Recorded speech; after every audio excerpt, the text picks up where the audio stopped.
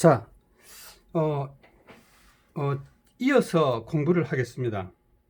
이번에는 뭐냐면은, 이 네 번째 크레 전개 방법에 대한 이야기를 하겠습니다. 크레 전개 방법. 크레 전개 방법. 여러분, 크레 전개 방법이란 말을 이야기하기 전에 몇 가지를 이야기하겠습니다. 여러분, 이제 크레 전개 방법하고 흔히 사람들이 크레 진술 방법, 이런 말 들어보셨죠? 지뢰 진술 방법. 그 다음 이런 말도 들어보셨죠? 크레 설명 방법. 그쵸? 크레 설명 방법. 이런 말도 들어보셨을 거예요. 또 어떤 말이 있나요? 논리 전개 방법. 이런 말도 들어보셨죠? 예. 사람들이 이제 헷갈리죠. 사실 이런 말들을 들으면서. 예. 헷갈립니다. 헷갈릴 수밖에 없죠. 그 다음에, 이런 것은 사실은, 좀 개념이 다릅니다. 예. 설명 방법도 있고 좀 다른데, 오늘은 이 이야기가 아니고 요거에 대한 이야기를 할 것입니다. 자, 한번 볼게요. 여러분, 다시 크레 전개 방법에 대한 이야기를 하겠습니다. 왜 크레 전개 방법이 중요하냐면은, 크레 전개 방법과 내용의 전개는, 그러니까 내용의 전개는 기본 구조가 같습니다.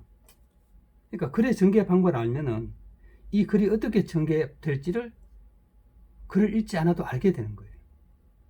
특히 뭐냐 하면은, 글이 이렇게 있으면 어떤 글의 앞부분을 딱 보면, 이 앞부분을 보면 이 뒤에 글이 어떻게 전개될지를 알 수 있는 거예요. 그럼 여기에 뭐가 제시되나요? 일반적으로 화제가 제시됩니다. 그 다음에 화제의 전개 내용이 암시되죠. 대부분 암시됩니다. 그러니까 이것을 가지고 이 글의 전체의 주제를 알거나 알 수 있어요. 알 수 있어요. 혹은 알 수 없을 때는 최소한도 암시되어 있습니다. 자, 이게 중요한 거죠, 사실.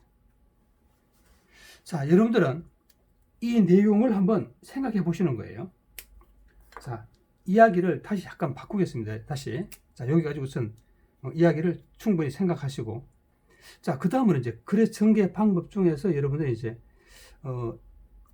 여러 가지 방법이 있는데, 대표적으로 뭐냐면은 뭐가 있냐면은 동태적인 방법이 있고 정태적인 방법이 있습니다. 동태적인 방법이 있고 정태적인 방법이 있어요.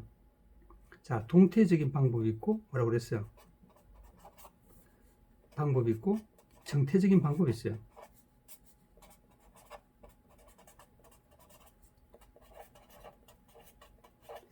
여러분, 이제 제가 정태적인 방법에서 있잖아요. 수능과 가장 관계가 있는 것은 대표적인 것이 뭐냐면은 두 가지예요. 시험에 잘 나오는 게, 과정이 시험에 정말 잘 나옵니다. 과정은 여러분이 아주 중요합니다. 이거는 뭐 무조건 굉장히 잘 이해를 하셔야 돼요. 과정은. 두 번째는 인과예요. 인과도 중요한데 과정만큼은 중요하지 않아요. 얘는. 여러분, 인과는 그래도 이해하기가 쉽죠.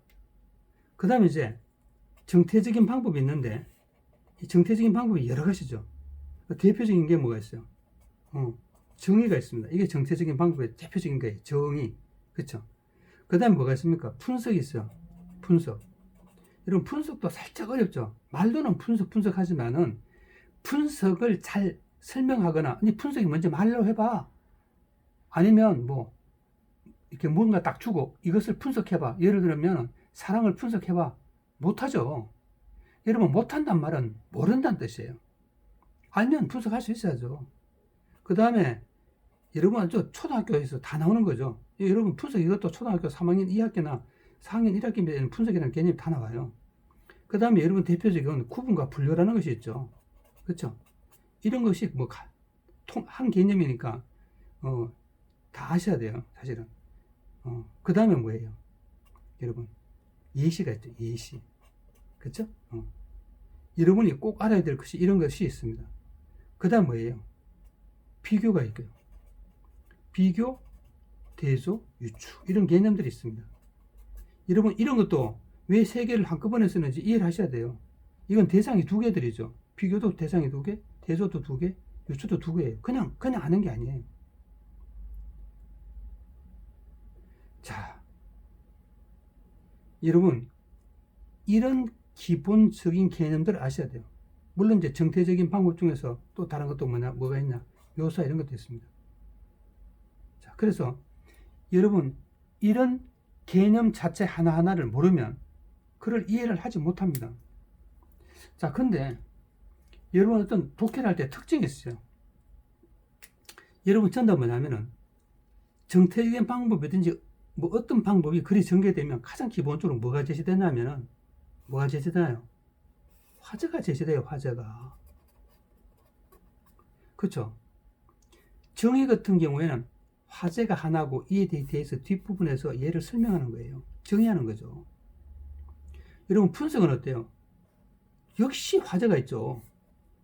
물론 분석의 대상이 한 개일 수도 있고 두 개일 수도 있고 뭐 세 개일 수도 있겠죠. 어쨌든 얘에 대해서 뭐 하기 시작합니까? 이야기하기 시작합니다. 분석하기 시작하는 거죠.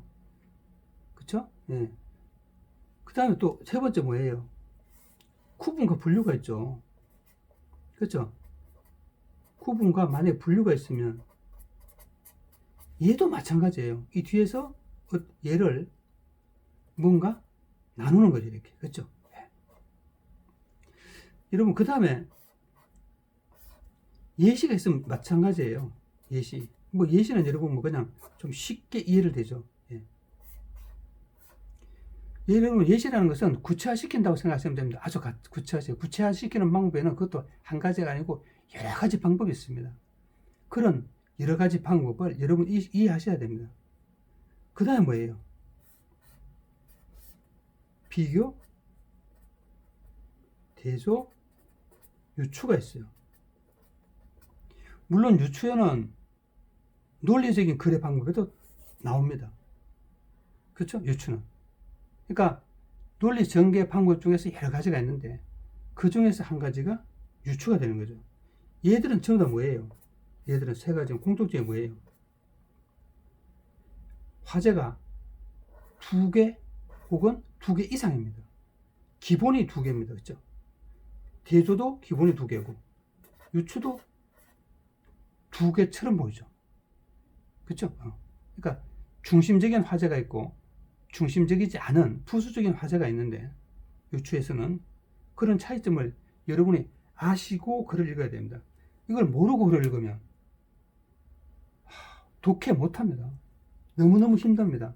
그러면 끝도 없이 문제 찍어서 맞추는 연습을 하는 길밖에 없습니다. 자,